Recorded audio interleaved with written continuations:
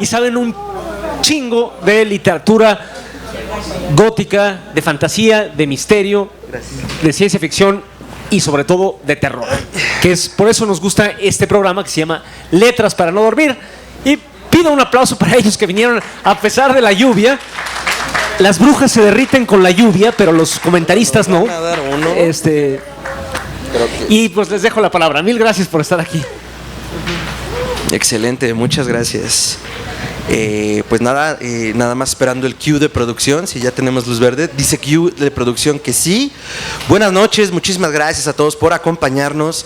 Como bien les anunciaban, esta es una edición más de Letras para no dormir, Noches de terror para leer en libertad.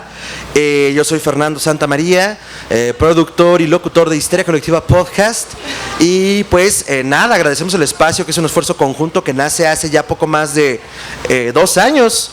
Tratamos de llevar todo el terror a sus casas en época pandémica y nos recibieron en cada uno de estos lugares a través del canal de YouTube de La Brigada. Y tratando de recuperar espacios, pues estamos aquí de nuevo. Antes de presentar a mis 2 colegas buenazas, sabias en el tema de una forma doctísima, quiero recordar que aquí fue el primer lugar en el que yo me presenté a invitación de La Brigada junto con Luisa Iglesias. De eso ya tiene desde 2019, entonces para mí es muy importante el estar acá. Dicho esto, quiero darle la bienvenida a mis 2 colegas, Luisa Iglesias y Amaranta Monterrubio. Luisa, ¿cómo estás? Aterrorizada. ¿Por qué? Yo no sé ustedes, pero acabo de hacer como 2 horas para llegar aquí a Reforma. Jesús Crispis. Alguien de aquí vive en el sur de la ciudad y dijo, ay, voy a llegar en media hora. En 10 minutos, ¿no? Sí, ¿cómo de que no? La tormenta hace que uno tenga sudores nocturnos más allá de lo que uno podía imaginar, pero aquí estamos. Aquí está Amaranta, preciosa, venga. Amaranta, ¿cómo estás? Hola, hola. Bien, muy contenta de estar por acá. Hace mucho frío, llovió muy fuerte, pero pues ya estamos otra vez aquí alrededor del fuego para contar historias de terror, que ha sido siempre el punto del programa. Correcto, excelente, ¿no? Pues muchísimas gracias por el esfuerzo. Yo también vengo del sur de la ciudad y la verdad es que corrí con mucha suerte. Aún así, el tiempo se vuelve más relativo bajo el agua, al parecer, en esta ciudad monstruo. Y el día de hoy vamos a hablando de horrores y otras viscosidades, del horror corporal. Hoy vamos a hablar del horror corporal o body horror, como le gusta decir a nuestros amigos anglófonos. Pero el horror corporal tiene un origen a principios del siglo XIX, con una de las grandes novelas de ciencia ficción de la que hemos hablado en diferentes lugares y temas por quedades, ¿sí? El moderno Prometeo de Mary Shelley.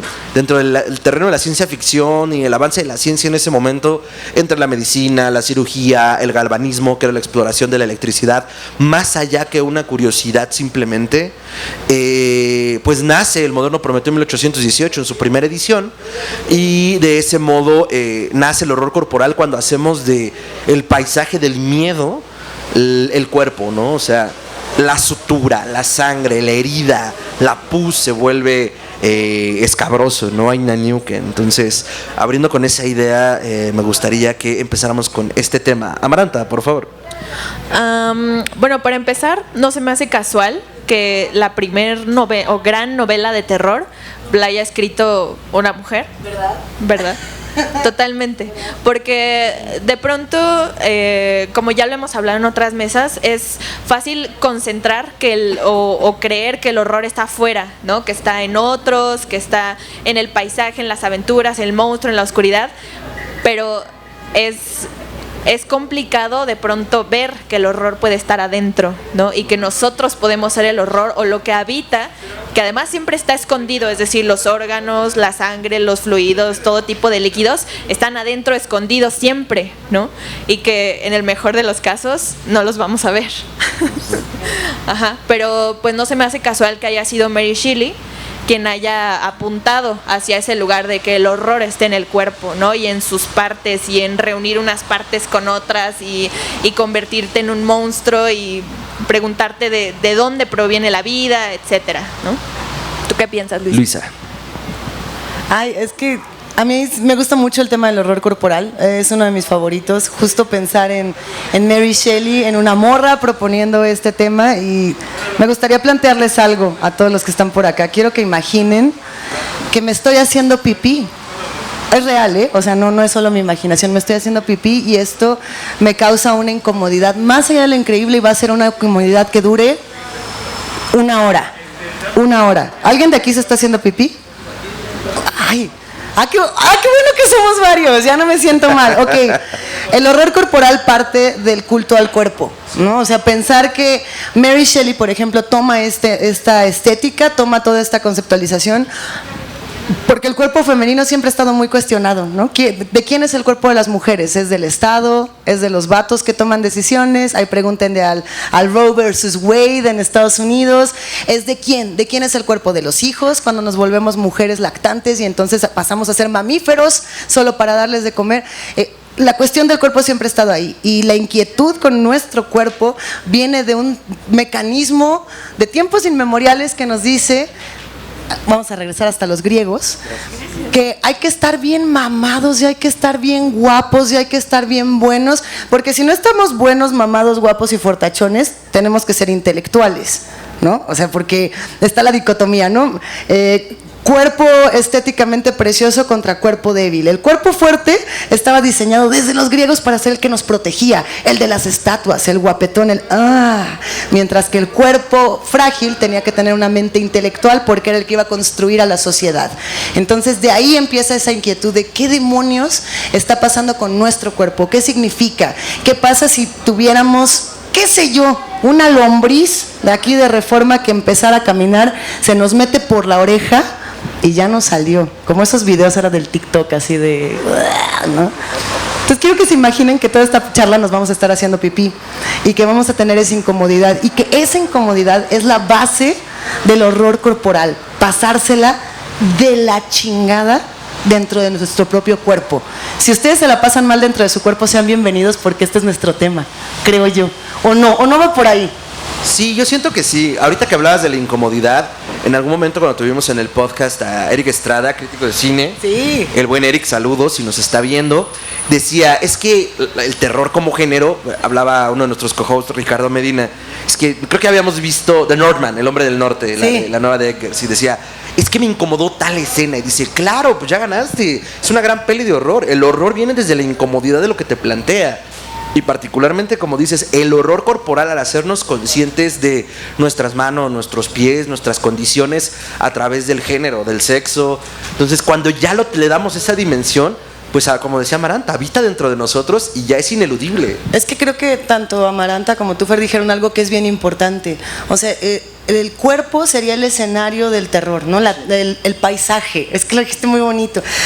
Y si tú piensas que el primer paisaje era de 1800, que era, no sé, el castillo de Otranto, el castillo embrujado, y de pronto no daba miedo, y entonces dijimos, bueno, el paisaje es el demonio que nos viene a espantar, y después el vampiro, y después el fantasma, y después la casa embrujada, y después de la casita, que es nuestra casita, ya no nos daba miedo nada, ¿no? Solamente nos quedaba esto como el único escenario, que creo que también es lo que estabas planteando, Amaranta. Sí, y es que hace rato estaba pensando en las escenas, no solo literarias, sino cinematográficas o incluso en la vida real. Ajá. Las escenas que más horror dan son las escenas de horror corporal. O sea, el atropellado de la calle, la mujer que se... gracias. La mujer que se desmembró en la película. Es decir, si lo pensamos, no importa el subgénero de horror que estemos viendo o que estemos leyendo, lo más terrible sí es una escena de horror corporal. O sea, es el cómo se ve ese otro que nos está espantando, ¿no? Entonces, el horror no solo es para habitarlo desde adentro y de que nuestro cuerpo sea el escenario del horror, sino también el cuerpo del otro, ¿no? El cuerpo del otro como escenario del terror. Sí, claro, porque tanto entre la empatía o la simple repulsión, es saberlo como todas estas vísceras, estas viscosidades, lo potencialmente incomprensible que es el cuerpo, ya cuando lo ponemos en ese terreno se vuelve, creo que es eso, repulsivo, ¿no? Y además platicábamos como un poco del origen antes de entrar al programa. ¿Por qué en esa época? ¿Por qué en el siglo XIX? ¿Y por qué particularmente Frankenstein? Estamos hablando de la época victoriana. A ver, piensen en una ciudad monstruo como esta, pero 40 veces más contaminada Y, o sea, con los mataderos aquí a tiro de piedra, el olor a sangre, la contaminación de la industria y las fábricas, se podía cortar la nata del aire, era una niebla tóxica. Entonces todas estas cosas hacían repulsivo el espacio donde habitabas. Pero además al mismo tiempo teníamos que la ciencia avanzaba y la ciencia médica se valía de médicos que tenían unos baberos hasta los tobillos, que parecían más carniceros que otra cosa, y que incluso se medían de qué tan buen médico eres, por cuánta sangre tenías en el babero, ¿no? Entonces era un momento de exploración científica, lo entrecomillo porque pues bueno, era más una cosa de curiosidad y de prueba y error que una metodología. Y digo, lo traigo un poco a colación cuando el primer médico dice, oye, vamos a disminuir las muertes maternas solamente lavándonos las manos. La burla fue general. ¿Pero qué clase de médico es este? ¿Por qué se lavaría las manos? No lo hagan.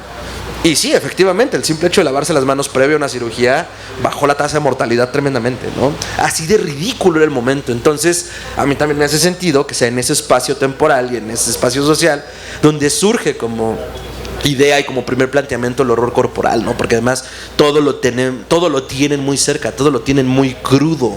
Entonces, pues de ahí viene, ¿no? Esta primera parte como también reflejo de lo que la propia sociedad adolece muy claro, ¿no?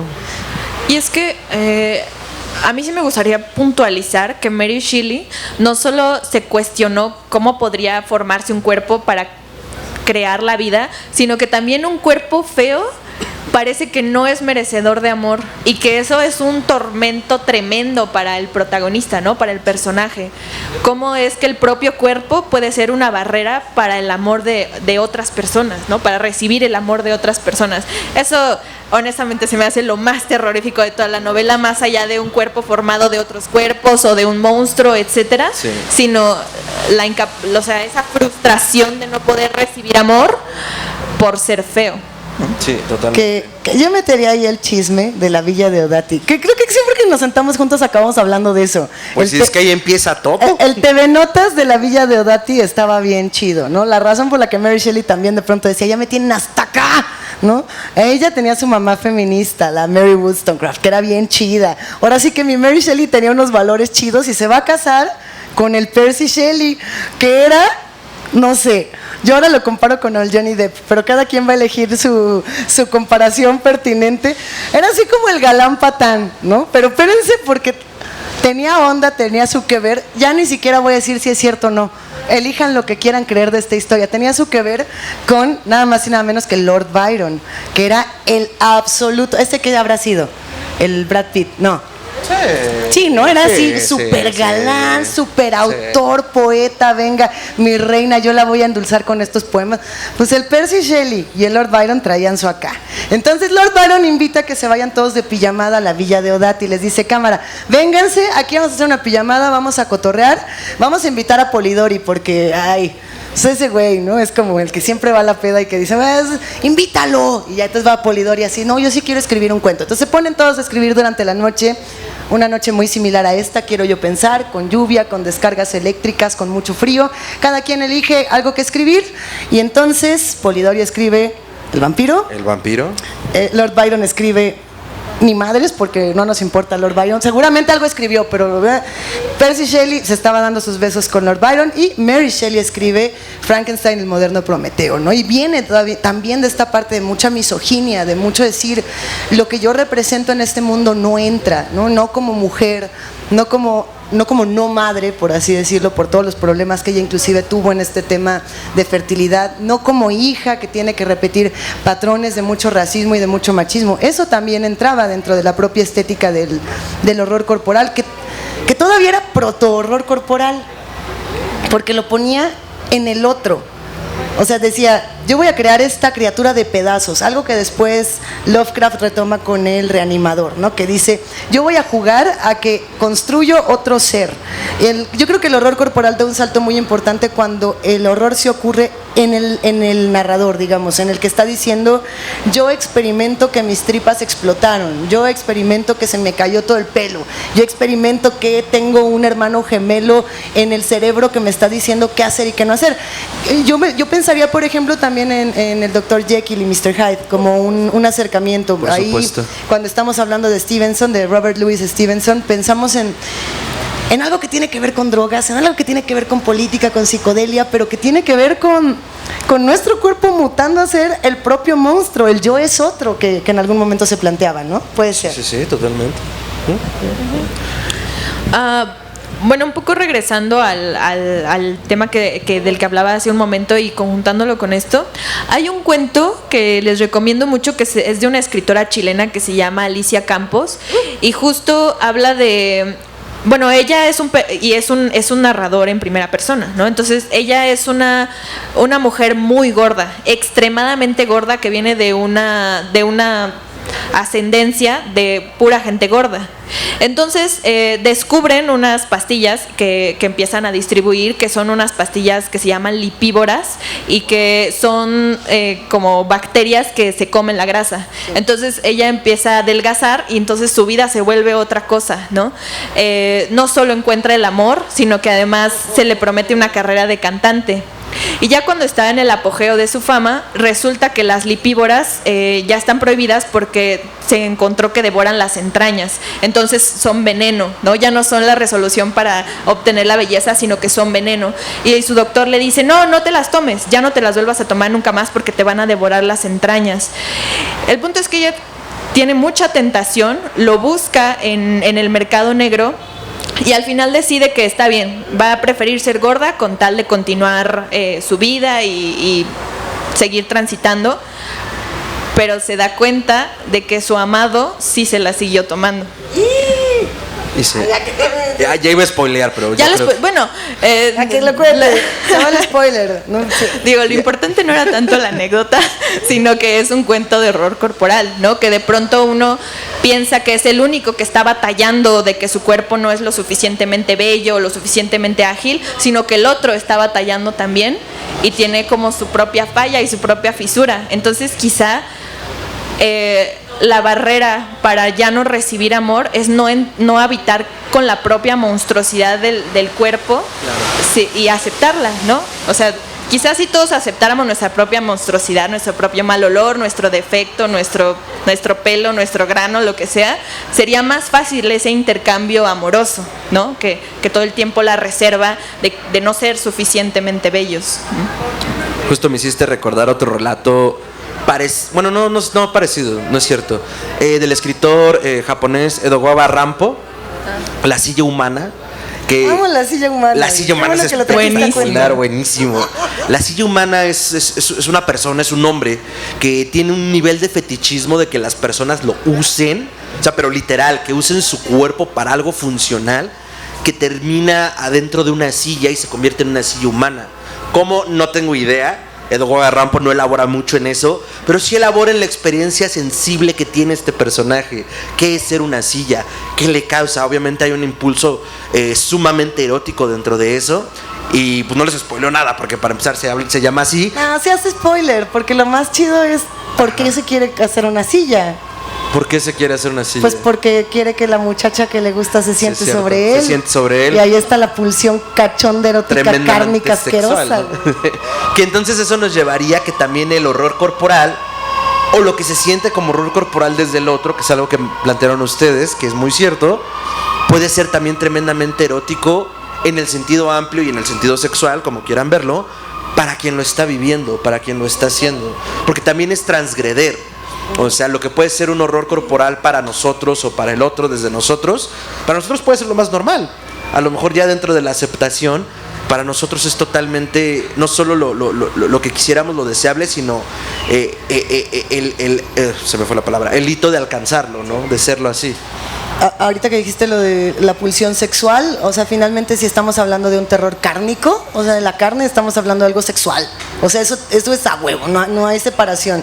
Es erótico, tanático, pero tiene una pulsión sexual, ¿no? Y creo que hablando de autor, Edogawa Rampo es la onda. Ay, es que qué felicidad. Por favor, léanlo, así hoy, mañana, ahorita, vayan a buscar sus libros, no tiene desperdicio. Están en internet. Róbenselos, ¿no? Pero, o sea, por ejemplo, ¿no? Pensar en Clive Barker como el mayor escritor de horror corporal erótico que pudiese haber existido a lo mejor hasta ahora. Sí, seguramente falta un heredero. Para mí, el mejor autor de horror contemporáneo, corporal, sería Clive Barker y punto, ¿no? O sea, con Hellraiser, pero no solamente con ellos, sino con los libros de sangre. O sea, crear toda una estética de ángeles o de... ¿Qué son los cenobitas? ¿Ángeles? ¿Seres? ¿Demonios no son? Porque No. es su propio mundo. Son como seres interdimensionales. Los cenobitas son los agentes del placer, ¿no? Los que te van a destruir tanto tu cuerpo hasta que sientas el mayor placer y aceptes ser absolutamente aniquilado. Como O sea, medio del placer. para mí esa es una de las fantasías sexuales más eróticas y chidas del universo, a la vez que tanáticas, porque el chiste es que te mueres. O sea, llega Pinhead y te dice, ¿qué tranza, mi rey? Tú y yo, ahorita acá. ¿Qué le dices, sí o no? ¿Sí? Te vas con el... ¿Quién se iba con el Pinhead si llega ahorita y les dice... Pues no tengo muchas opciones Nadie si llega quiso. Pinhead, ¿no? Yo sí me iba con Pinhead. Bueno, hay otros cenobitas. Hay cenobitas morras muy guapas, Sí. cenobitas con No, colmillos. pero lo que voy es, no hay muchas opciones y ya lo tienes ahí enfrente. No, claro que sí. Todavía ¿Sí? puedes decirle, mira mi Pinhead. Ven, hasta Tengo Pinhead aquí es la cajita consensual. de Le Marchand y no le voy a entrar. Yo no quiero esta maldición. Pero... O sea, generar esa conexión sexual es algo bien interesante. Hay también otras vertientes que se van más quizá a la parte del horror cósmico.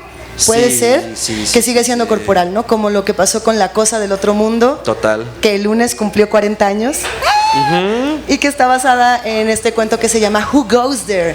El cuento, a ver, ahorita les voy a conseguir este dato, si no me equivoco, sí, tal cual.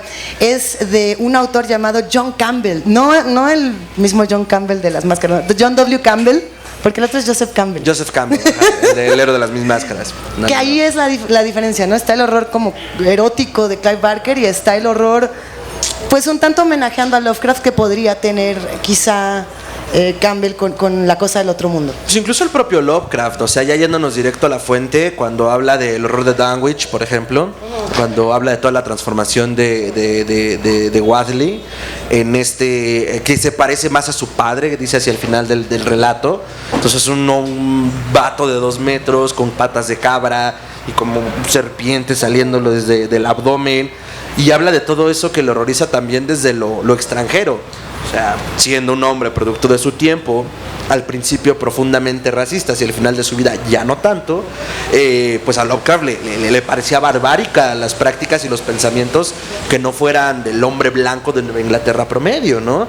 Entonces, hace todos estos relatos que a través de un conocimiento arcano, al momento de cruzar esa barrera que ningún hombre debe de cruzar, pues se sufren todas estas transformaciones, ¿no? Mencionabas a Herbert West Reanimador, ahorita mencionabas el horror de Dunwich, también tenemos El Ser en el Umbral, que era un académico muy docto y con mucho dinero que había descubierto el secreto de la vida eterna, pero se había convertido en una criatura inenarrable, ¿no? Indescriptible, indecible, y se deshace en una puerta. Y sobre todo ahorita pienso mucho en el que susurra en la oscuridad, que es como toda esta disociación del cuerpo donde de alguna manera logran, ya no me acuerdo si era atraer seres sin cuerpo o lograr generar como un cuerpo etéreo. Generaba su cuerpo, ¿no? Sí, y que era a través de estos cilindros de cera que se podía escuchar pues las conciencias, ¿no? Sin cuerpo. Entonces, pues a principios del siglo XX se sigue manteniendo esta idea, y creo que también parte mucho del cuestionamiento del lugar en todo este conflicto que existe, ¿no? El hombre, o más general, la humanidad contra la naturaleza, la humanidad contra Dios, y como del principios del siglo XIX a bien mediados del XX fue un desarrollo tecnológico que no se había tenido en miles de años, pues todas las sociedades y a través de sus artistas nos cuestionábamos, ¿y dónde estamos parados? ¿Quiénes somos? Si no somos esto que somos, ¿qué somos? Y ahí encuentra un buen nicho el horror corporal, ¿no? A mí me gustaría traer una referencia mexicana. Sí, gracias. Si no queremos una Hablando escena de de horror horror corporal. corporal aquí. Pues nos sentábamos en el escenario. Gracias. ¿Qué referencia? Cuéntanos. Cuéntanos. Bueno, es que la verdad la literatura mexicana y la latinoamericana es mi bandera. Siento que no hay que pedirle nada a nadie. Hay escritores increíbles. Bueno, hay un libro que yo la verdad a todos lados donde llego hablo de él. Ya la escritora debería empezar a pagarme regalías. Saludos, ya sé que quién vas a decir. Hablando acerca de este monstruo, o sea, de este monstruo que tiene un pie en el horror cósmico y otro pie en el horror corporal. Se llama El beso de la liebre de Daniela Tarazona y tiene un personaje que es un tributo a Mary Shelley. Es una doctora que después de que su esposo fallece, ella empieza a idear formas de regresarlo a la vida porque lo extraña mucho. Entonces, en esa búsqueda de regresar a este hombre a la vida, quiere crear a un ser que sea perfecto, que no tenga una sola falla y que pueda vivir para siempre. Y en este intento, en lugar de crear a un ser bello, empieza a crear un monstruo gigantesco hecho de grasa y piel y al final, bueno, disculpen el spoiler, pero al final ella se da cuenta de que es imposible crear a un ser sin fisuras, a un ser que sea perfecto, que no sea fallido.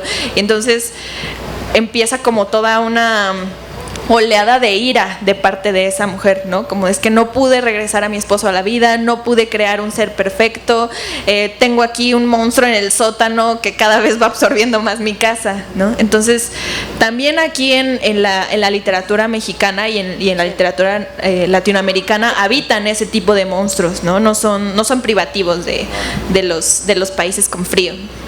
No, totalmente. Y digo, pecamos justo de vertirnos demasiado hacia la literatura anglosajona, pero esta exploración es crucial, como bien dices, no tenemos nada que pedirles, Luisa. Es que yo quería saber si puedo leer un cuentito. Es chiquito, Sí, pero ¿me dan dale. permiso? ¿Hay permiso de cuento de espantos? ¿Sí? ¿Quieren cuento? Decía. Una de mis autoras favoritas de la vida, y estoy segura que coincidimos acá, es Inés Arredondo. Inés Arredondo es una autora rara, es todo lo que tengo que decir. No tengo otro adjetivo para describirla. Tiene un cuento de dos vatos que entran a una iglesia y de pronto uno le chupa los pies al otro y se acabó el cuento. Y es como, ¿por qué es Inés Arredondo? Bueno, este cuento se llama Orfandad.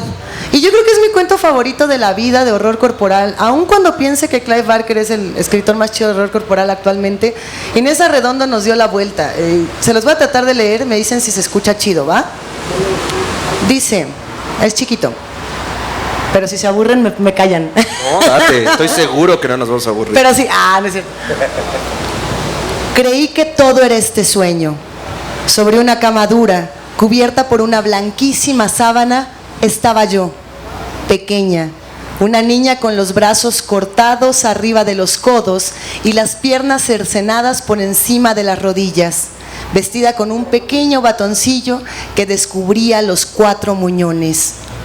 La pieza donde estaba era a ojos vistas un consultorio pobre, con vitrinas anticuadas. Yo sabía que estábamos a la orilla de una carretera de Estados Unidos por donde todo el mundo tarde o temprano tiene que pasar. Y digo estábamos porque junto a la cama, de perfil, había un médico joven, alegre, perfectamente rasurado y limpio. Esperaba. Entraron los parientes de mi madre, altos, hermosos, llenaron el cuarto de sol y de bullicio. El médico les explicó: sí, es ella. Sus padres tuvieron un accidente no lejos de aquí y ambos murieron, pero a ella la pude salvar. Por eso puse el anuncio, para que se detuvieran ustedes. Una mujer muy blanca, que me recordaba vivamente a mi madre, me acarició las mejillas. ¡Qué bonita es! Mira qué ojos. Y ese pelo rubio y rizado. Mi corazón palpitó con alegría. Había llegado el momento de los parecidos. Y en medio de aquella fiesta de alabanzas, no hubo ni una sola mención a mis mutilaciones. Había llegado la hora de la aceptación. Yo era parte de ellos. Pero, por alguna razón misteriosa, en medio de sus risas y su parloteo, fueron saliendo alegremente y no volvieron la cabeza. Luego vinieron los parientes de mi padre. Cerré los ojos. El doctor repitió lo que dijo a los primeros parientes. ¿Para qué salvo eso? Es francamente inhumano. No. Un fenómeno siempre tiene algo de sorprendente y hasta cierto punto chistoso. Alguien fuerte, bajo de estatura, me asió por los sobacos y me zarandeó. verá usted que se puede hacer algo más con ella. Y me colocó sobre una especie de riel suspendido entre dos soportes. 1, 2, 1, 2. Iba adelantando por turno los troncos de mis piernas en aquel apoyo de equilibrista, sosteniéndome por el cuello del camisón como una muñeca grotesca. Yo apretaba los ojos, todos rieron. Claro que se puede hacer algo más con ella, resulta divertido. Y entre carcajadas soeces salieron sin que yo los hubiera mirado. Cuando abrí los ojos, desperté. Un silencio de muerte reinaba en la habitación oscura y fría. No había ni médico, ni consultorio, ni carretera. Estaba aquí. ¿Por qué soñé con Estados Unidos? Estoy en el cuarto interior de un edificio. Nadie pasaba, ni pasaría nunca. Quizá nadie pasó antes tampoco. Los 4 muñones y yo, tendidos en una cama sucia de excremento. Mi rostro horrible, totalmente distinto al del sueño. Las facciones deformes, lo sé. No puedo tener una cara, porque nadie nunca, ninguno me reconoció, ni lo hará jamás. Y ahí se termina el cuento. Ese es el cuento de Inés Arredondo llamado Orfandad. Está horrible, ¿no? Bueno, es que a mí me pone muy mal, o sea, me pone muy triste, me pone muy enojada y se me hace uno de los cuentos de horror más brillantes, así como... No importa qué pesadilla estés viviendo, la realidad es todavía más espantosa, ¿no? Y nadie te va a encontrar en ese lugar lleno de caca, ¿no? O sea, tal cual. Es así. Sí, porque además, digo, dentro de la exploración del terror, lo hemos hablado en otras ocasiones, nos sirve precisamente como válvula porque preferimos dotarle de ciertas máscaras y monstruos a la realidad dentro de la ficción, porque es más fácil pensar en estas criaturas que vienen de otras realidades insondables, entre otras realidades que no conocemos, pues solo lo hizo porque lo quería hacer. Era un asesino que lo hizo porque quería, porque su impulso lo motivó, no hay otra razón. Una persona como cualquier otra, o podría verse más bien como cualquier otro, y solo pasó, ¿no? Entonces, también creo que puede tener como su auge en la literatura y en el audiovisual este horror corporal, porque es tanta la exageración que automáticamente rechazamos. Es como, esto no es posible que suceda, aunque sucedan cosas peores, ¿no? O de hecho sucedan como lo vemos y no nos imaginamos, o no nos queremos imaginar que así pasa realmente, ¿no? Sí, de hecho, pensando en términos de lo real, justo el horror que vivimos nosotros a diario siendo un país en guerra, es justo el horror del cuerpo, ¿no? Es lo que aparece una y otra vez en nuestras pantallas y son las noticias una y otra vez de las que nos enteramos, ¿no? Las del horror del cuerpo, ¿no? Y de hecho, a propósito de ahorita de Miguel, que estuvo antes de nosotros, justo el horror de la desaparición es que no hay cuerpo. Eso es horrible, o sea, es avasallador. ¿A qué le haces un duelo? ¿Cómo cierras en tu conciencia? ¿Cómo procesas? ¿Cómo empiezas a hacerte a la idea de la ausencia si no hay cuerpo? Es horrible, es terrible. Es espantoso, sí. Sí. Justo me hiciste pensar, ahorita que está muy en boga porque está en cartelera, la película del teléfono negro de Scott Derrickson, basada en el cuento de Joe Hill, hijo de Stephen King. La premisa es la siguiente: un secuestrador de niños con una camioneta y con un montón de globos, una camioneta de un show de magia, comienza a desaparecer a los niños. Y el asunto es el siguiente: parte también de tratar a la ausencia como este medio de nuestro miedo social. Es una película ubicada en los 70s y es básicamente un robachicos. Quien haya crecido en el México de los 90s y de los 80s, pues entenderá también, tanto como niño como padre, que pues se daba una ola cada cierta temporada que se robaban a los niños de las calles, incluso en los cuneros de los hospitales. Entonces la histeria colectiva y la psicosis colectiva era demasiada, ¿no? Entonces esta película del teléfono negro rescata esa premisa en un pueblo tranquilo cerca de Denver. Comienzan a desaparecer los niños y a través de un elemento supernatural, o sea, la hermana tiene poderes psíquicos donde a través de sus sueños puede ayudar al hermano a escapar de este secuestrador. A mí me parece impresionante la potencia que tiene el relato dentro de la película, porque primero habla de algo que podría suceder en cualquier parte. O sea, es atemporal, a pesar de que es una película ubicada en los 70s. Y en la América profunda de los King, O sea, tanto padre como hijo hablan como de estas dolencias de crecer en Norteamérica en esas épocas, ¿no? Ahí está It, ahí está Stranger Things. Stranger Things simplemente hace un tributo totalmente enorme a este concepto de crecer en la América profunda, como bien dice Luisa. El punto es, podría suceder en cualquier parte. El niño secuestrado, gracias a una serie de espíritus sin nombre y sin cuerpo, logra salir, logra vencer a este secuestrador. Y discutía con un amigo, me decía, es que no me gustó el final. Y yo, ¿por qué? El niño sobrevive. ¿Por qué? ¿Por qué no te gusta que sobreviva? Spoiler, dice. Spoiler alert. No, bueno, la fiesta de los spoilers de esta mesa el día de hoy. Por favor, etiqueten abajo a la producción fiesta de spoilers. Fiesta de spoilers. Hashtag fiesta de spoilers. Pero yo le decía, ¿por qué no te gusta? Me parece un final magnífico para la película que vimos. No, pues es que, o sea, la verdad siento que era un análisis bastante superficial de habría sido mejor que muriera, porque qué oportunidad puede tener. Le digo, mira, estoy de acuerdo con eso, pero siento que es un final espectacular porque te da al final algo que no tenemos en la realidad: esperanza. O sea, esto pasa en cualquier otro lado y hubiera sido una estadística más. No hubiera sobrevivido realmente ningún niño, o por pura suerte habría escapado alguno, pero por pura suerte. Acá hay una serie de elementos que ¿cuántos no habríamos querido tener los poderes, en este caso de la hermana en la película, o en cualquier otra película que ustedes quieran, que al final los protagonistas o el protagonista se salva porque salió un elemento milagroso? ¿Y cuántas veces no hubiéramos querido tener un poder así para ayudar a alguien que ya no está con nosotros? Y yo le decía eso, es que a mí me parece que pega allí la película y el relato. O sea, es como, sí podría ser, pero no es. Y entonces me parece desgarrador que sea un final feliz, si quieren verlo así, porque este niño, además de afrontar un problema de un padre violento, una sociedad que los invisibiliza, y luego pues un raptador, porque así se llama, The Grabber, el raptador, que además tiene un corte totalmente pederasta en el subtexto. O sea, a mí me parece un villano espantoso. Logra sobrevivir un día más, porque además es como, sobrevivió al secuestrador. Es que para un niño de su edad, sobrevivir al secuestrador, a la escuela y a los bullies y a la invisibilización de la sociedad, pues es más o menos lo mismo. O sea, hoy fue el raptador, mañana ¿quién va a ser? Y eso es lo que me parece tremendamente espantoso en este relato, y muy bien puesto. Entonces hay historias así, ¿no? Y justo es este reflejo donde pues tratamos de darle salida.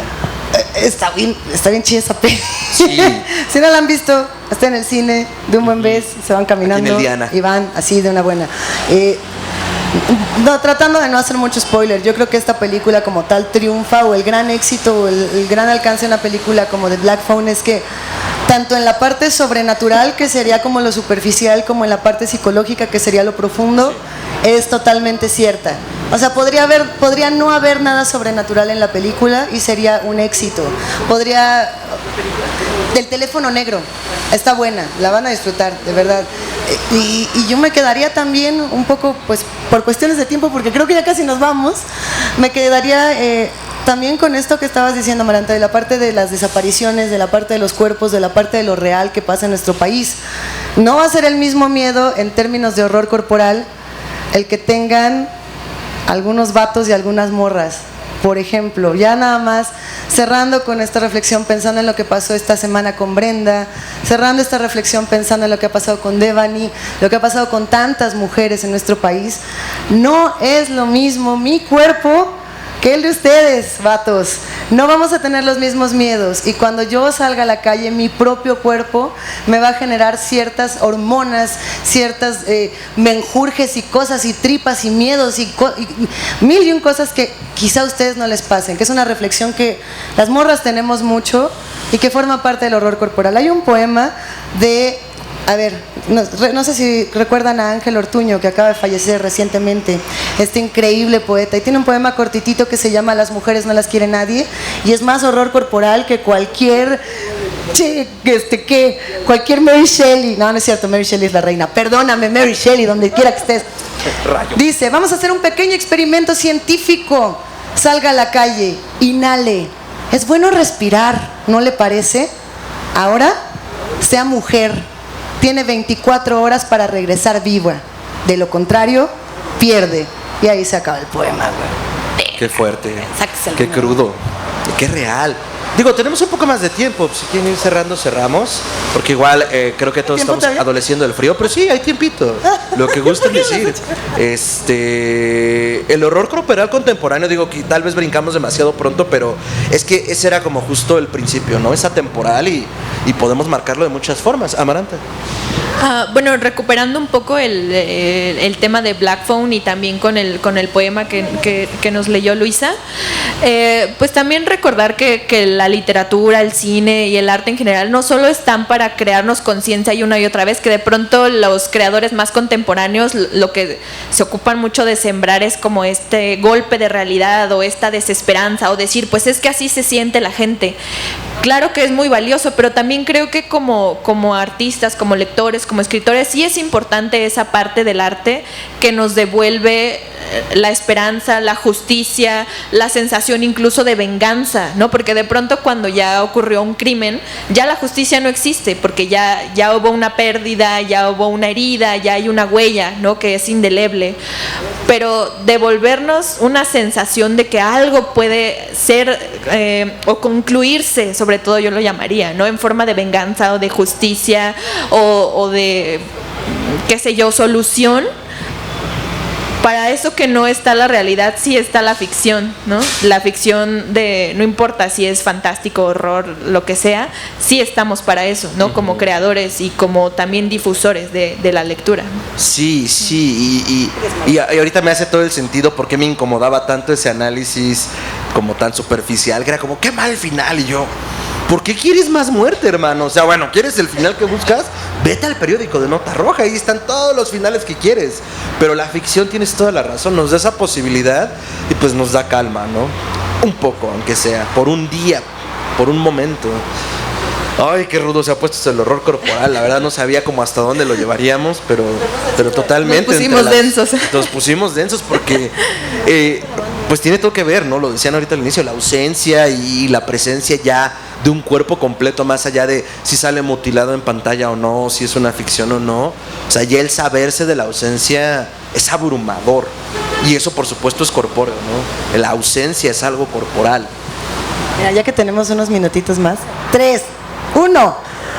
Qué chido pensar en el futuro del horror corporal. Ahora en 2022 tenemos una experiencia post-pandémica o pandémica, a secas, porque este tema continúa, en el que estamos replanteando qué pasa con nuestro cuerpo, ¿no? Enfermedades zoonóticas, viruela símica, pandemia, COVID, no sé qué, no sé cuál. Todo eso va a tener un impacto en la literatura. Y la pregunta es, ¿qué va a hacer? O sea, ya empezamos por ahí a leer esos primeros cuentos pandémicos que están un poco más en lo social, que están un poco más en lo político, que están un poco más en esta crítica de la coyuntura, del contexto. Yo quiero ver qué va a pasar con los futuros monstruos, qué va a pasar con esos seres, qué va a pasar con nuestros cuerpos y cómo los vamos a estudiar en esos propios temores. ¿Qué tripas nos van a explotar ahora que COVID-19 nos ha enseñado otras cosas, ¿no? ¿Qué modificaciones al horror podríamos tener cuando tenemos que usar una máscara todo el tiempo? Que, por ejemplo, pudiesen tener un eco, un regreso a lo que se vivía en la Segunda Guerra Mundial o en otras épocas de crisis civilizatorias. Yo creo que eso sería bien interesante de analizar. Sí, totalmente. Y no lo había pensado desde el horror corporal, pero pues al tener que ver todo con nuestros cuerpos, pues va a ser interesantísimo lo que se presente. Digo, lo pensaba todavía desde lo colectivo, pero va a estar bueno. Amaranta. Sí, claro, y es que sobre todo, bueno, no sé cómo lo consideren ustedes, pero de pronto el horror pandémico era un horror hacia el cuerpo del otro que rayaba ya después en la paranoia, ¿no? En ni siquiera tener a alguien cerca o verlo apenas con el cubrebocas un poco abajo, ya era como, ¿qué estás haciendo? Aléjate de aquí. Y hubo 1000 peleas en la calle, 1000 desastres en vía pública, ¿no? Y entonces eso me hacía pensar también cómo es que no solo el cuerpo del otro es el que nos da miedo, sino desde donde el propio cuerpo es lo que aterra, ¿no? Y no solo en un sentido de que pueda no ser lo suficientemente bello, lo suficientemente ágil o que no sea digno de amor, sino hablando de forma personal. A mí, por ejemplo, me da un terror tremenda la genética. O sea, que la genética, que en mi propio cuerpo ya esté alojada la manera en la que voy a morir. O sea, eso es un pensamiento muy oscuro que tengo muy seguido. Eso está chidísimo. Si no lo tienen, no lo alojen. No. Y si sí, no están locos. Bueno, si querían venir aquí a la carpa de la ansiedad, están en un excelente lugar. Si ya se los desbloqueamos, perdón. Y es que no solamente en que ya en nuestro propio cuerpo habita la raíz de cómo probablemente vamos a morir, sino también de cuál podría ser nuestro destino. Y es que contando una anécdota chiquita, personal, es decir, yo estudié cine y estudié literatura y estuve haciendo eso como 10 años, pero yo siempre tenía una vena como de barista. Y yo decía, es que yo quiero hacer café, yo quiero preparar café, quiero preparar... Y entonces me aneciaba y me decía, no, ¿qué haces? ¿Cómo vas a dejar el cine? No sé qué. Y yo, no, es que... Entonces, bueno, ignoré a todo el mundo, me metí a trabajar en una cafetería. Entonces aprendí a preparar todo, todos los cafés, todos los cócteles, todo. Y entonces un día mi abuela se sienta conmigo y me dice... ¿Sabías que tu abuelo era bartender? Y yo así de, wow. O sea, es decir, uno cree que las cosas surgen de la nada, ¿no? Que de pronto...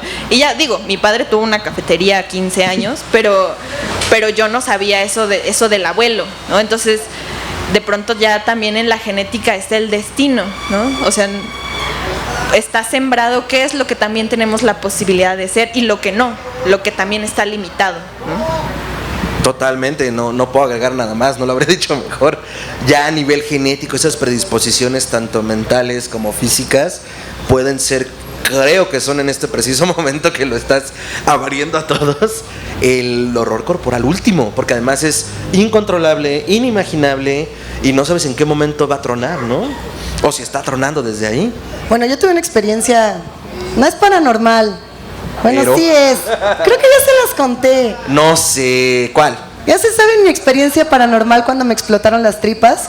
No se la sabe. ¡Qué, No, qué esa bueno! no ¿Ya las ves conté. cuándo se las voy a contar? Es una historia de horror corporal, que la voy a resumir así, de volada. Yo quería que me dieran una beca. Yo quería que me dieran la beca de la Fundación para las Letras Mexicanas.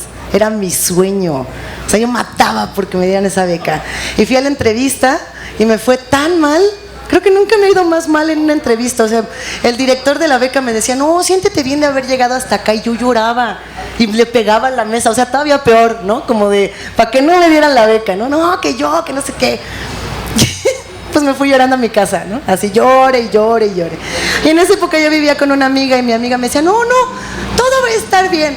Seguro mañana te llaman y te dicen que te ganas la beca. Y yo, pinche babosa, ¿esta qué vas a ver? Nomás me quiere terrorear. Entonces se hace de noche. Voy a llegar al punto, voy a llegar muy rápido. Se hace de noche y yo estaba en mi cama y seguro esto les ha pasado a todos los Faustos que andan por aquí. Entonces empecé, ay, Satanás, Pazuzu, Belial, ¿qué otro? Astaroth, Belcebú ya, pero Belcebú otra vez. Quien sea que seas y como sea que te llames, eso sí lo recuerdo clarito. Quiero que me des esa beca y me corto un huevo y te doy a mi primogénito, pero quiero que me des esa pinche beca, güey. ¿Y qué creen que pasó? Al día siguiente, 7 de la mañana, tuve muchas pesadillas esa noche. Entonces me despierto en la cama, pero todavía me quedé acostadita así y escucho que me dicen aquí en la oreja, sientes como el diablo te pica las costillas. Todo esto es real, ¿eh? Y yo, ¿qué? Pues sí, pues todavía dormida, ¿no? Y siento aquí el piquete así, ¡oh, chinga! Pero durísimo. Y que grito, ¡no! ¡El diablo! Y llega mi roomie corriendo, ¿qué te pasa? Y yo, el diablo está aquí, vete a tu cuarto, enciérrate. Corrió y se encerró a la chinga, me dejó ahí, ¿no? Y yo en la cama. Entonces, conforme pasaron las horas, me di cuenta de que me había dormido. Sí.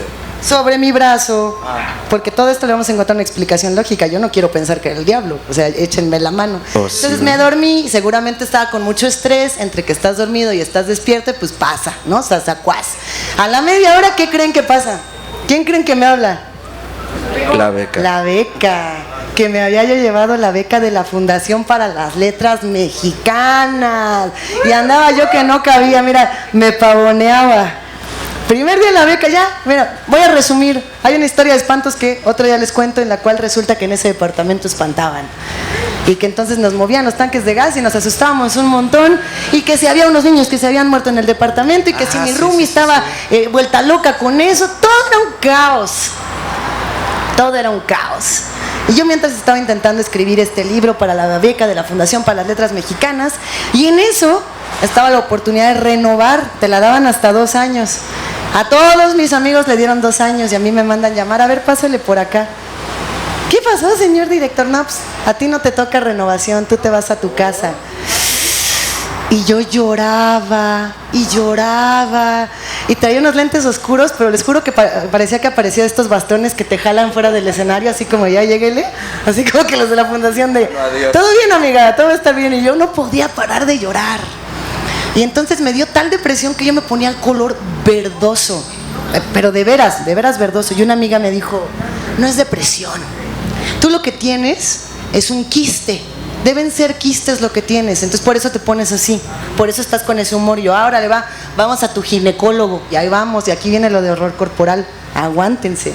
Llego al ginecólogo y me dice, pues mira, ya te revisé y no tienes nada, pero te hago prueba de embarazo y sale que estás embarazada, ¿qué hubo? Y yo, chinga, pues quién sabe, ¿no? Le digo, pero pues revíseme, pues no hay nada. Y me dice, yo lo que creo es que tienes un hermano gemelo en las tripas. Y yo, mira, yo no cabía de entusiasmo. Yo dije, ¿tendrá dientes? ¿Tendrá pelos? ¿Será así? ¿Será así? ¿Estará aquí? ¿Dónde está? Porque además lo tenían que buscar. Me dice, si en 2 semanas tu prueba sigue positiva, quiere decir que tienes un hermano gemelo en las tripas. ¡Bah! Chingón. Pasan 2 semanas, me hago la prueba. Ese día que me hice la prueba, se acabó mi beca de la fundación. Y yo estaba muy triste. Y ese mismo día, en la calle, haciéndome esta prueba para ver si era un hermano gemelo o no, me desmayé. Esto es real, todo es real. Y acabé en el hospital con un embarazo ectópico. ¿Alguien sabe lo que es un embarazo ectópico aquí? Es un embarazo que se da fuera del útero y que por lo mismo hace que te exploten las tripas.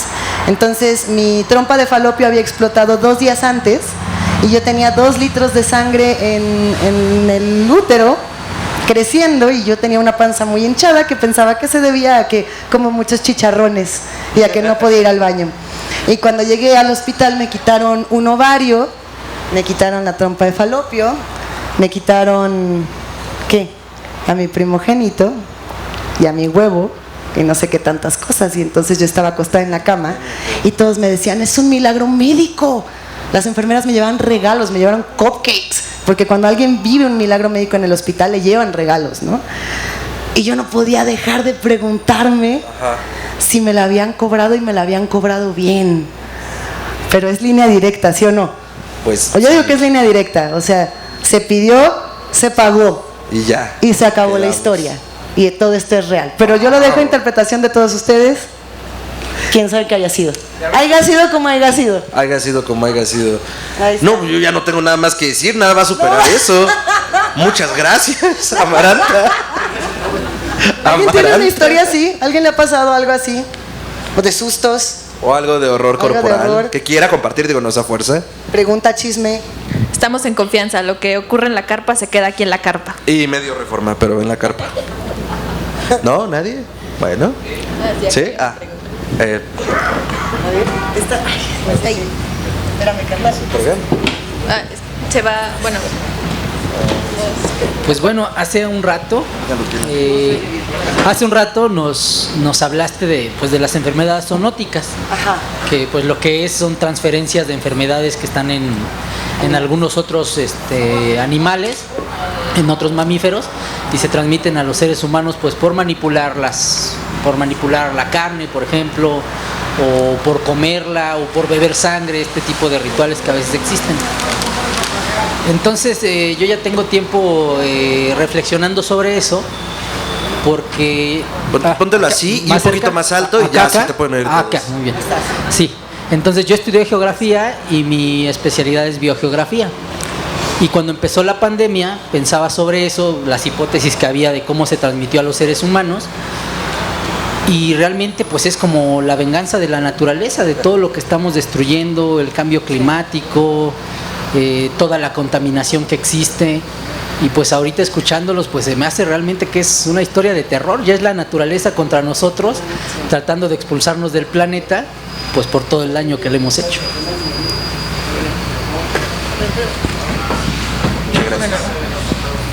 No sé si has visto una película que se llama Aniquilación. Aniquilación está en Netflix y sale Natalie Portman. Está basada en una novela gráfica, además, muy buena. Ajá. Y habla de cómo nosotros somos el cáncer de la Tierra y cómo por ello la naturaleza se está vengando. Es una metáfora del cáncer como padecimiento, por eso digo lo del cáncer. Y está bien chida. Va la recomendación ahí. Sí, de Jeff Van Dermer, y muy parecida en principio al Color que cayó del cielo, Sí. de Lovecraft, que si bien ahí no Lovecraft habla que seamos como una plaga, pero es la naturaleza mutando a partir de un agente exterior y consumiendo todo lo que le rodea. Porque además todo muta la naturaleza, mutan los animales y mutan los cuerpos y se crean criaturas inenarrables, diría el buen flaco de Providence. Y sí, es cierto, es muy buena la adaptación de Netflix. Para ser honesto, está bastante bien hecha, y ese oso del final, sí, es un oso. Cuando vean el final, acuérdense que es un oso. Es horrible. Está espantoso. Aniquilación. Amaranta, Bueno, yo quisiera empezar a hacer recomendaciones literarias date. para horror corporal, para que la ansiedad no solo se quede aquí, sino que se la lleven a su casa. La primera que les recomiendo es un cuento de Mariana Enríquez que se llama La casa de Adela. Y a mí lo que me encanta de ese cuento es la protagonista es la que narra el cuento, pero ella tiene una amiga que uno de sus hombros es un muñón, o sea, hay un brazo que no tiene. Entonces transcurre la historia y descubren una casa muy fascinante que parece que aloja misterios y desaparece a la gente. Y por alguna razón esta chica que no tiene uno de sus brazos es la elegida para la casa. Entonces me gusta mucho la posibilidad de que aquello que nosotros vemos como quizá no agradable o no bello pueda de alguna forma ser motivo para que nosotros seamos elegidos para otra cosa, ¿no? Esa se las dejo, La casa de Adela, de Mariana Enríquez. El de Lipívoras, de Alicia Campos, que les contaba hace un momento. Hay un cuento también que es de otro escritor mexicano que se llama Mario González Suárez, que se llama El goce blanco, que yo creo que lo vamos a sonorizar en el siguiente programa de Letras para no dormir. Y es un hombre que tiene una esposa con la que se acaba de casar y que nunca han tenido relaciones. Entonces el hombre no entiende por qué, ¿no? Si se quieren, si se conocen, si se ven con mucha ternura. Entonces él no entiende por qué no tienen relaciones, hasta que empieza a descubrir cómo ella tiene como cualidades de bruja y con su cuerpo puede manejar a los insectos. Y ya, bueno, no les arruino el final, porque ya, para que esto ya no sea la fiesta de los spoilers. Y carnaval de spoilers. Dos recomendaciones más. Una es una antología que hizo Mantis Plural, que se llama Carne de mi carne, y a manera de Frankenstein, autores mexicanos y latinoamericanos hicieron un cuento. Entonces hay un cuento de un ojo, un cuento de la garganta, un cuento de mutaciones, y todo es horror corporal. Y por último les recomiendo mucho un libro de cuentos de María Fernanda Ampuero que se llama Pelea de gallos. El libro es exquisito, es fantástico, pero sí su horror principal es el horror corporal, y no solo de tripas, sangre y etcétera, sino que también cómo es que nosotros somos capaces a través del cuerpo ejercer crueldad en los demás hasta atropellarlos y convertirlos en cosas. Es fantástico ese libro. Y esas serían mis recomendaciones. Excelente, pues yo les... Alicia. Lipívoras. Ajá. Ya que estamos en recomendaciones, hace rato les aventé Edogawa Rampo. No me vayas a ganar la mía, te estoy viendo, No te estoy sé. viendo. Ay, no sé, espero que no. La silla humana, otro que se llama, en español se traduciría como Pie cerdito y mano pájaro, que es un cuento de un estadounidense llamado Gary Kilworth. Lo escribió por ahí del 84. No, según yo no hay una traducción en texto en español, está en inglés y le mascan al inglés bienvenidos, pero si no, pueden encontrarlo en YouTube. Si nos están viendo la transmisión, corran terminando, si no, cuando lleguen a sus casas, adaptado por Psicofonías Podcast. Se llama Pie cerdito y mano pájaro y lo encuentran como Terror en un suspiro. Está cortito, dura unos 12 minutos, pero es una adaptación breve de ese cuento, y es totalmente horror corporal. Es una anciana que se le muere el gato y se queda sola, pero llega una máquina de beneficencia a hacerle nuevos animales de compañía. No necesito decirles más. El esqueleto, Ray Bradbury. que también fue adaptado por Psicofonías en una adaptación como de unos 40 minutos. En este relato y en la adaptación es un hombre que está incómodo con su cuerpo, incómodo con sus huesos, y el esqueleto también tiene algo que decir respecto a ello, y pues va evolucionando esa relación hombre-esqueleto durante todo el relato. Y de momento son las únicas que tengo en la cabeza, junto con las Lovecraftianas que ya habíamos comentado. Y creo que no le robé su recomendación a Luisa. Luisa, por favor. No, es que de Edogawa Rampoy yo también diría el de la oruga. Que es horrible. Es muy bueno, sí. No seas payaso, qué cosa tan espantosa. No me Es acordaba. un cuento que habla de la tortura, de cómo no solamente vivimos el horror dentro de nuestra piel, sino como alguien que no puede hablar, que no puede expresarse, que no puede siquiera moverse, es torturado hasta las últimas consecuencias. Está durísimo ese cuento. También de Mariana Enríquez, yo me echaría todo de las cosas que perdimos en el fuego, ¿no? O sea, hay un cuento en particular en este libro que habla de, ahora que estamos hablando de la violencia de género, de muchas mujeres que están hartas, ¿no? Hartas de la violencia que viven, porque en donde viven las queman, y entonces ellas deciden quemarse. Está caño. Ese a mí en lo particular me deja helada. La casa del estero de Fernanda Melchor, también yo le echaría a jugar. Léanse todo Fernanda Melchor, que aunque tiene, por supuesto, narrativa que tiene mucho más que ver con el narco, con el crimen organizado, con otras violencias, también le entra. Yo sí me quería con todos los libros de sangre de Clive Barker, porque pues es el papacito de todos estos géneros, para quien le guste la tripa, para quien le guste el placer y el erotismo que tiene que ver con el dolor. ¿Y qué otro? ¿Qué se nos está quedando fuera? Mónica Ojeda, en su antología Las Voladoras, son Ajá. unos 12 cuentos. Tiene también varios cuentos que van sobre el horror corporal. Yo recomendaría directamente Slasher, que es un cuento de dos hermanas gemelas y que una tiene fantasías sobre la otra, que es sordomuda. Sí. Y de eso va un poco un proyecto musical que tienen. Pero estas fantasías sobre los nuevos sonidos que pueden obtener y también pues la historia que tienen como hermanas, y ya saben que si una tiene más preferencia que la otra y si no, pues llevan a un final, no sé si inesperado, pero muy sorprendente. Y la verdad, al menos ese cuento de los 12 que tiene, yo creo que es el mejor logrado por la tensión que empieza a generar. Y tiene varios, pero justo ahorita estaba buscando el índice para decirles cuáles. No lo encuentro, pero ese lo pueden encontrar con páginas de espuma, es muy cortito. Y muchos versan sobre la... ¿Perdón? Se llama Mónica Ojeda, el libro es Las Voladoras y la editorial es Páginas de Espuma. Entonces, ahí pueden encontrar muchos cuentos que también van versando sobre lo que hemos hablado hoy, desde lo femenino, desde la mujer, desde el género, y cómo estas nuevas autoras que han buscado denominar esta corriente literaria de mil formas, solo son mujeres escribiendo, pero el punto es que hablan sobre estos terrores cotidianos y en estos cuentos los plantean. Y al menos de Mónica Ojeda es lo que yo les recomendaría, porque pues también va mucho sobre este horror corporal desde lo femenino. Entonces esa era la que se me estaba quedando también en el tintero. ¿Alguien más, chicas? ¿Alguien más tiene una pregunta? ¿Algo que nos quieran contar? ¿Una recomendación? ¿No? Una ¿Seguros? historia de cómo les explotaron las tripas. ¿Frío? ¿Quién tiene frío? Yo tengo frío. Ahí está. Excelente. Qué valientes los demás. Bueno, yo ya igual para ir cerrando, hay una cosa que me gustaría compartirles, y esto es más bien un truco, un tip de escritor, un tip de escritora. No sé si entre el público se encuentre gente que escriba o si haga algún tipo de expresión artística, pero un truco que yo descubrí cuando escribí mi libro fue narrar las emociones con el cuerpo. O sea, en lugar de describir la emoción o la sensación o incluso la imagen, es muchísimo más efectivo describir las sensaciones corporales, y es inevitable que eso le transmita al lector. Entonces, si quieren un tip de efectividad, en lugar de describir la emoción, describan al cuerpo. Eso me gusta, ya tomé nota. ¿Y ustedes? No, a ver, ¿cómo sería? ¿Escribes, me siento así y así?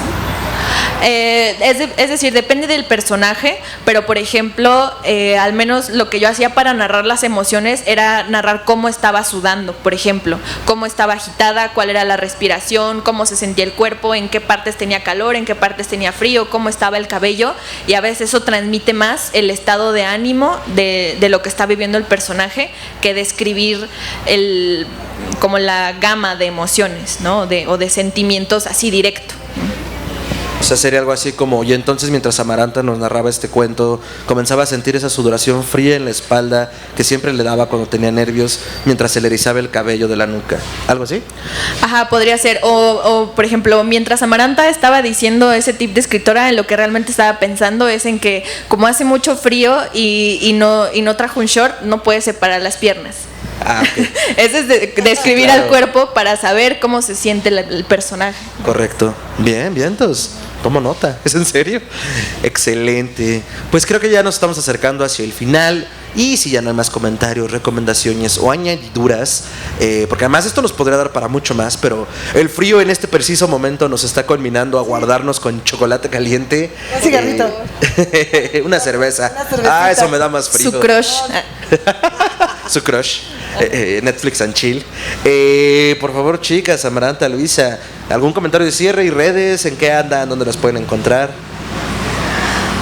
Ok, bueno, a mí me pueden encontrar de lunes a viernes a las 6 de la mañana en Reactor 105, en el programa de Heavy Metal Está Vivo, de 7 a 10 de la mañana en Imer Noticias a través de Horizonte Jazz y del Sistema Nacional de Noticiarios del Imer.